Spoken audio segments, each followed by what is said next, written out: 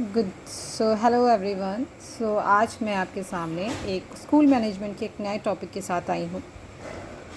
तो हमारा school management का टॉपिक है कि TQM, the concept of TQM। तो हमें पेपर में अगर अच्छे नंबर लाने हैं तो हमें देखिए एक सिंपल सा मैंने यहाँ लिखा था कि TQM होता क्या है, द 4 पिलर ऑफ TQM।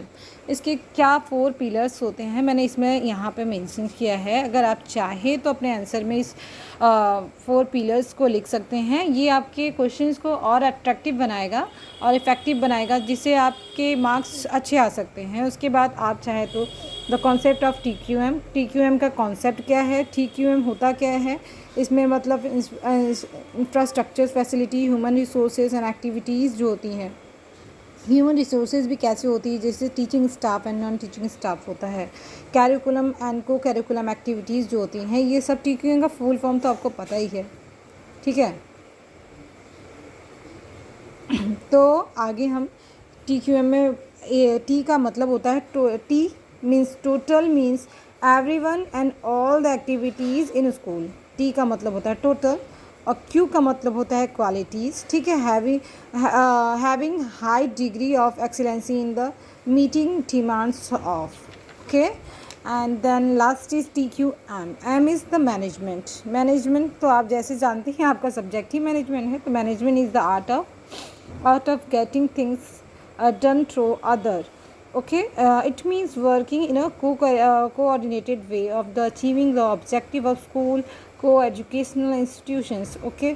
तो TQM का ये आपको लिखना है कि TQM होता क्या है। देन आप स्कोप लिख सकते हैं, TQM का स्कोप क्या है।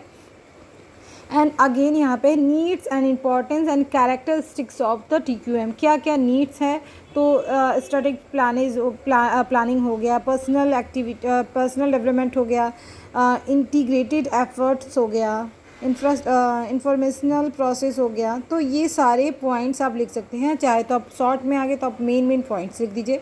अगर आप लॉन्ग में आ गए तो आप इसके अंदर भी ये पॉइंट्स को अपने अकॉर्डिंग बढ़ा सकते हैं। यहाँ पे बहुत सारे और भी पॉइंट्स हैं, ठीक है। रिकॉग्निशंस, और इसमें इन्वर्टेड पिरामिड भी आता है, ठीक है। तो पिरामिड से आप डालेंगे तो मैं, अगर आप कहेंगे तो मैं आपको दिखा दूँगी। ये एक हेडिंग्स है पिरामिड की, इसमें एक पिरामिड बनते हैं। तो पिरामिड का पिक्चर्स आप ड्रॉ कर सकते हैं कि पिरामिड में कैसे हम ऊपर से नीचे और नीचे से ऊपर कैसे और जाते हैं, ठीक है। इन्वर्टेड पिरामिड बनता है इसमें। Then following are the objective of total quality management. TQM के मतलब कि ऑब्जेक्टिव क्या है, एम क्या है।